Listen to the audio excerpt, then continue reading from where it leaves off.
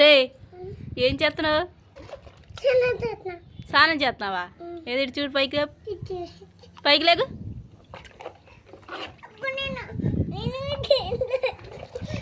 ఏంటి పైకి లేకు. దాంట్లో ఇరుక్కుపోయావా? లేకు పైకి లేకు. సా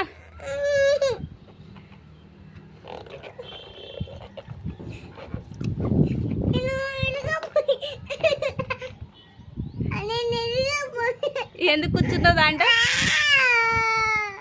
ఎందుకు కూర్చున్నావు? కాదు నువ్వు దానిలో ఎందుకు కూర్చున్నావు?